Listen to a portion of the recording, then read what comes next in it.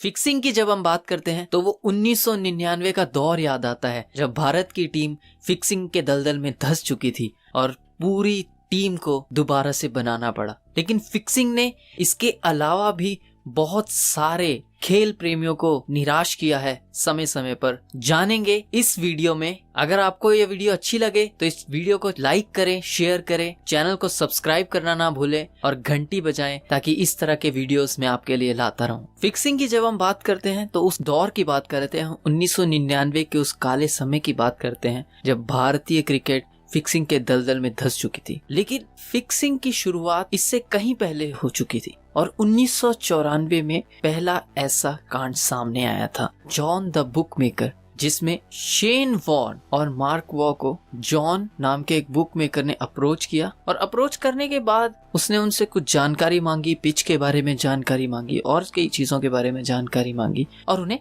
पैसे ऑफर किए। उन्होंने पैसे लिए, वो जानकारी उन्होंने दी। दूसरी बात इसमें सामने आती है कि पाकिस्तान के एक्स क्रिकेटर सलीम मलिक ने भी उन्हें पैसे ऑफर किए थे डाउन प्ले करने के लिए। उसमें शेन वॉर्न शामिल थे, मार्क वॉ भी शामिल थे। लेकिन कहते हैं कि शेन वॉर्न और मार्क वॉ ने डाउन प्ले नहीं किया था। ये बात थी कराची टेस्ट में। लेकिन कराची टेस्ट में स्कोर इस तरह से था कि पाकिस्तान 314 चेस कर रहा था, 157 पे 3 आउट, 258 पे 9 आउट और वहां से पाकिस्तान ने मैच जीत दिए। 314 रन उन्होंने चेस कर दिए। बट ये हुआ है रिसेंटली, बेन स्टोक्स ने ये कारनामा करके दिखाया है। तो दूसरी बात इसमें प्रूव नहीं होती कि फिक्सिंग थी या नहीं थी। अब बढ़ते हैं 1999 के उस काले दौर में। तहलका टीवी के स्टिंग ने तहलका मचा दिया। मनोज प्रभाकर ने भी कुछ स्टिंग किए और बाद में मनोज प्रभाकर फिक्सिंग के दोषी पाए गए थे। उनके अलावा मोहम्मद अजहरुद्दीन, जिनके ऊपर बैन लगा था, अजय जडेजा,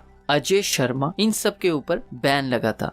शुरू कहां से हुआ था? हैंसी क्रोनिये, जो साउथ अफ्रीका के कप्तान थे, वो इस मामले में पकड़े गए और उन्होंने अजय जडेजा का नाम लिया, उन्होंने अजहरुद्दीन का नाम लिया, उन्होंने पाकिस्तान के सलीम मलिक का नाम लिया और अपने 2 खिलाड़ी हर्षल गिब्स और निकी बोए का नाम लिया कि ये सब फिक्सिंग में इन्वॉल्व थे। पर फिक्सिंग के बीज तो पहले ही बो दिए गए थे। सबसे पहले 1981 में डेनिस लिली, जो कि ऑस्ट्रेलिया के बहुत अच्छे फास्ट बॉलर थे, और रॉड मार्श, इन दोनों ने सबसे पहले अपनी ही टीम के खिलाफ बेट किया था। एशेज का मैच था, ऑस्ट्रेलिया वर्सेस इंग्लैंड चल रहा था। इंग्लैंड 135 पे 7 आउट और फॉलो ऑन के बाद उनका ये स्कोर था। इसके अलावा 500/1 का ऑड रेशियो था, जिसमें डेनिस लिली और रॉब ने पैसा लगाया था और उन्हें एक अच्छा रिटर्न 7500 पाउंड्स का रिटर्न उनको वापस आया था। लेकिन ऑस्ट्रेलिया की टीम हार गई क्योंकि इंग्लैंड के इयान बॉथम और बॉब विल्स ने मैच को जीत लिया। One of the greatest match ये एशेज का गिना जाता है, लेकिन इसके पीछे की कहानी ये है। और अंडर परफॉर्मेंस का इसमें कोई केस सामने नहीं आया क्योंकि वो अंडर परफॉर्मेंस एक ऑफिशियल अंडर परफॉर्मेंस नहीं थी, ये सिर्फ एक अपनी ही टीम के खिलाफ बैटिंग का केस था। बट यहाँ से ही 1990 के दशक की फिक्सिंग सागा की शुरुआत हुई थी, आप ऐसा कह सकते हैं। मॉडर्न एरा ऑफ फिक्सिंग में आप स्पॉट फिक्सिंग को गिन सकते हैं, जिसमें एक स्पॉट, एक पॉइंट को फिक्स किया जाता है और उसी पे पैसा निकाला जाता है और लगाया जाता है। स्पॉट फिक्सिंग का सबसे बड़ा मामला जो सबसे पहले सामने आया था वो 2010 में इंग्लैंड और पाकिस्तान की सीरीज थी, जिसमें स्पॉट फिक्स किए थे नो बॉल करने के लिए और इसके लिए मोहम्मद आमिर को चुना गया था, मोहम्मद आसिफ ने किया था और सलमान बट ने भी स्पॉट फिक्सेस किए थे। इन सब मामलों में इन सबको कड़ी से कड़ी सजा हुई और लंबे बैन लगाए गए। लेकिन अगर आप मुझसे पूछें कि क्या ये सब रुक गया, आप भी सभी जानते हैं कि 2018 में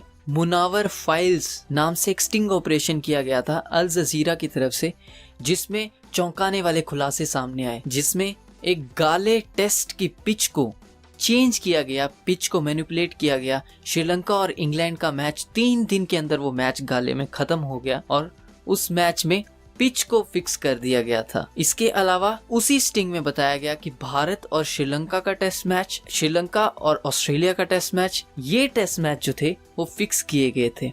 इसके अलावा मुनावर फाइल्स में इस बात की भी चर्चा है कि फिक्सर्स T10 की एक श्रृंखला शुरू करना चाहते थे दुबई के अंदर। जैसे हमारा IPL है, जैसे हमारा एक T20 टूर्नामेंट है, वैसे ही एक फिक्स्ड T10 टूर्नामेंट वो शुरू करना चाहते थे, जिसमें टीम से लेके कुछ खिलाड़ी तक फिक्स किए जाने थे स्पॉट फिक्सिंग के लिए, और वहां से फिक्सिंग का रेवेन्यू उन्होंने जनरेट करना था। ये सारी चीजें मुनावर फाइल्स नाम की डॉक्यूमेंट्री में है।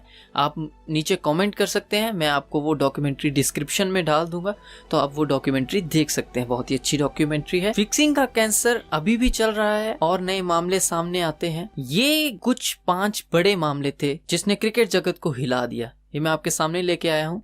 अगर आप इन पे और वीडियोस देखना चाहते हैं, इन मामलों पे, कुछ और मामलों पे, कुछ और कहानियां सुनना चाहते हैं फिक्सिंग से रिलेटेड, तो आप नीचे कमेंट कर सकते हैं। मैं फिक्सिंग के ऊपर वीडियोस बनाता रहूंगा। अगली बार के लिए स्वस्थ रहिए, सुखी रहिए। वीडियो को लाइक कीजिए, शेयर कीजिए और चैनल को सब्सक्राइब करना ना भूलिए। धन्यवाद।